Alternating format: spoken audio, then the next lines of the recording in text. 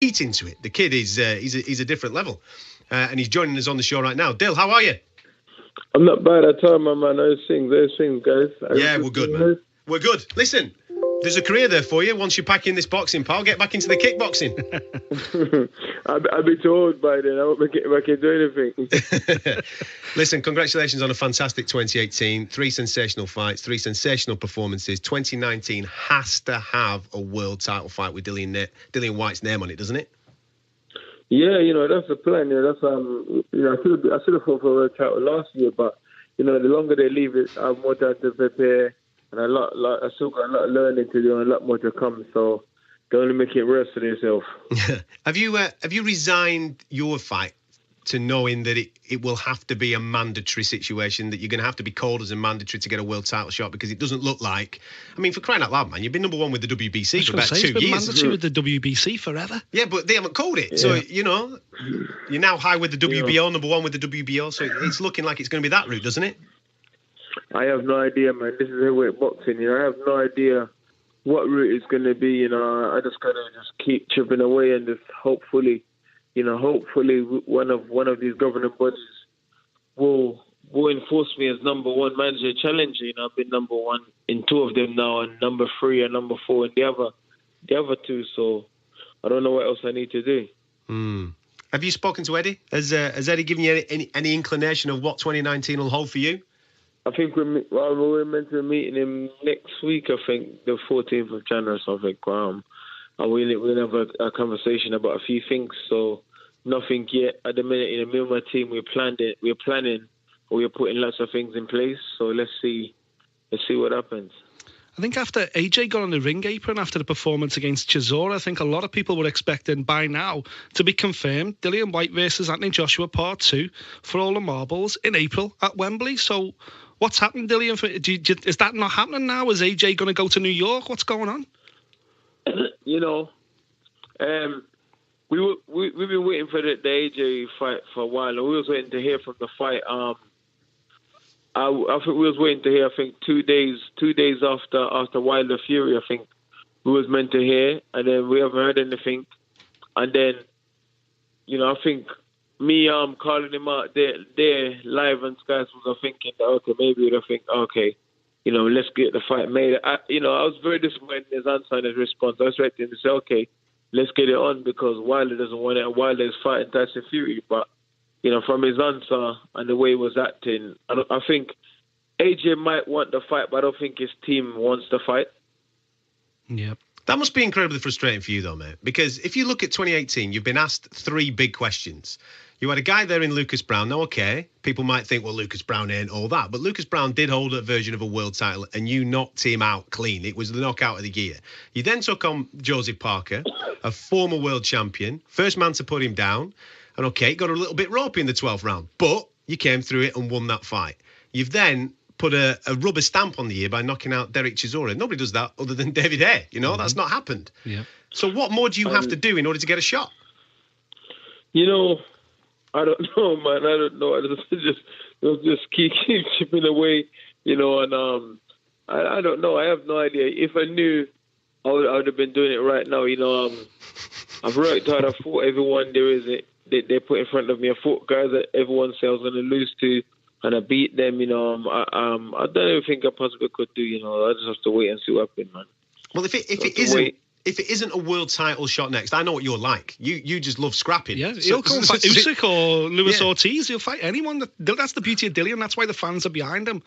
But the frustrating thing is, you can see it from both sides. I can see why AJ's team want to try and get in this Tyson Fury Wilder mix because of their great fight in December. I can see why they're protecting him, but I feel like AJ's being overprotected from everybody. It's like they're tarnishing his legacy. He's got to fight someone.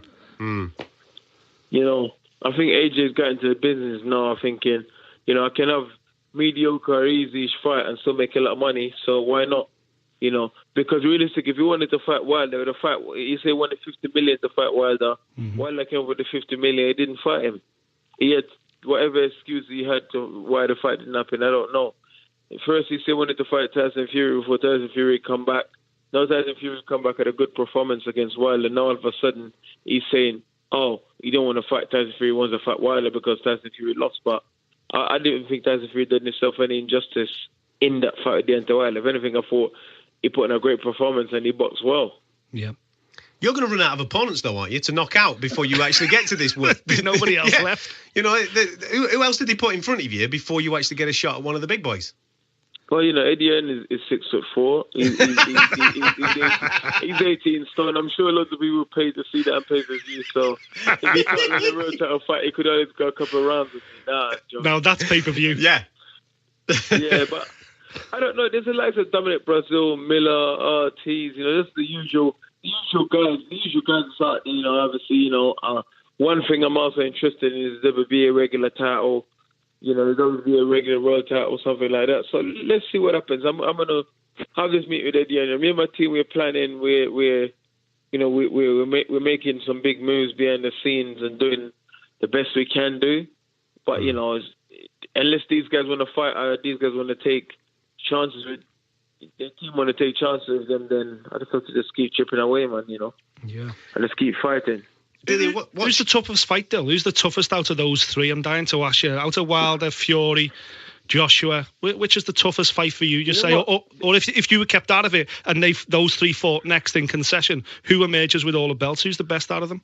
You know what? They're very good fighters. They're all tough because they all bring different skill set to the table. You know, obviously, Joshua brings speed and power. Wilder brings power and speed also. Tyson Fury brings speed and boxing ability and awkwardness, and those things are all very hard things to deal with. You know, Joshua's a bit more traditional and probably a bit sharper boxer than Wilder carry that punch power, and he's light. He's the lightest of all of us, which means he's probably a little bit quicker than all of us. Tyson Fury is just the tallest of all of us, and he's awkward. You know what I mean? So Joshua's probably the guy that people look at and think, oh, he's the most athletic of all of us or whatever, you know. But I'm also physically the strongest of all of them, and I think I hit just as hard as all of them, if not harder.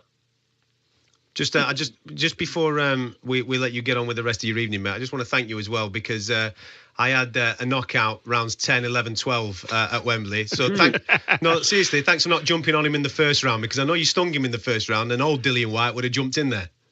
You know, boxing is about, you know, I have to progress. I never had a lot of amateur fights, so I'm still learning the job, and it's about progression, you know what I mean? And Derek Chisora is the kind of guy that I label him as a black Viking. That's what I call him. I said he's like a black Viking. The more you hit him, is the more he gets up for it, and the more, you know what I mean, the more he comes on. So with him, I find by looking at his career and look at his worst performance, the guys that box him is always hurt him and knocked him out. Like David A boxed him, moved around and knocked him out. Tyson Fury boxed him and stopped him. You know, but everyone else who tried to have a war with him, even when he loses, he's been very competitive and trying, you know what I mean? So I've realised that if I get stuck into him, it becomes a 50-50 fight. If I box him and keep my boxing skills going, keep it sharp and stuff, then I know I was going to knock him out. You know, that must be hard, though, to do, right? Because you know you've hurt him in the first round. The crowd's up. The crowd's going crazy. It must be difficult to just keep my composure.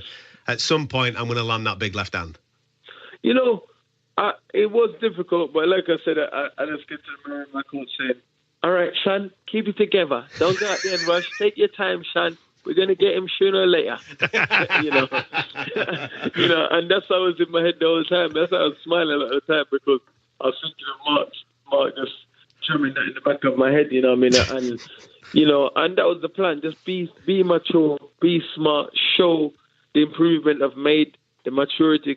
You know, I mean, this is just boxing. It's about longevity. It's not about, you know, I can go in there and have wars, but if I do that, then I can't fight as often because my body is destroyed. I get injured. I get cut. My body's broken down. So, you know, it's about being smart and making these nights easy night work, you know? Listen, congratulations on last year, mate. Fantastic year, and hopefully 2019 brings you everything that you've earned. Got to. No question. Well done, pal. Take care. Thank you. Cheers. Thanks, Dale. Top man. Dillian Whyte, you know... It's got to happen this year, and I feel for him. Got to. I feel for him because it's a difficult time for him right now because the majority of guys in his position will just sit tight. Got to number one with the WBO. I've been number one with WBC forever. Yeah. They're not calling a fight. In fact, they overlooked him at one point and called the number two to go and fight Deontay Wilder. Now, with them sanctioning or giving the thumbs up to a rematch with Fury, you'd think the WBC route's done, right? For at least 6 months, it's done, right? To get that out of the way. AJ's the WBO champ, so you were hoping that maybe the WBO calls something, but you'd think that's 6 months out of the way as well. That's not going to happen until the back end of the year. He's just been talking there maybe at the WBA regular to become, again, kind of a number one with the WBA, of which AJ holds. What does he do in that 6 months period? Who does he go and fight? Because everything now, at the level that he's at, is risky. Yeah. He risks not getting the shot. But then Chisora was a risk, you know. And they've all been risks. Of course, but he takes it on anyway. But last year he had to build himself to this point. Now he's there now. He's climbed it. I'm ready, lads. I'm next in line. Yeah. Who does he go and fight next? Luis Ortiz is a tough fight, man. Does he go and take that? Yeah. Or even Alexander Usyk moving up. Tough fights. Incredibly tough fight. I think the Brazil shout there was a great shout. I think he takes Brazil apart. The problem is, does that do anything for his campaign towards a world heavyweight title? Smashing up Dominic Brazil. No, it doesn't. A guy who's been proven to be a bit of a joke on his side of the water. What's the point in doing that? It's all about getting Dillian Whyte the world title fight. And unfortunately, because that trio at the top are kind of jostling amongst themselves, and AJ clearly said then AJ's team have got an agenda. We talked about this earlier in the show. Yeah. AJ having this protective team around him. Don't fight Dillian Whyte, go and do this instead, because it's all about getting him in the best position to fight the winner of Fury versus Deontay Wilder. It must be so frustrating for Dillian Whyte, but you know what? Again, every time you speak to him, he's just like, man, I'll fight anybody. Let's just keep this show going. Brilliant. All the respect for that. And for that reason, I hope he gets in the mix. And you know what? He's got the power to chin any of them.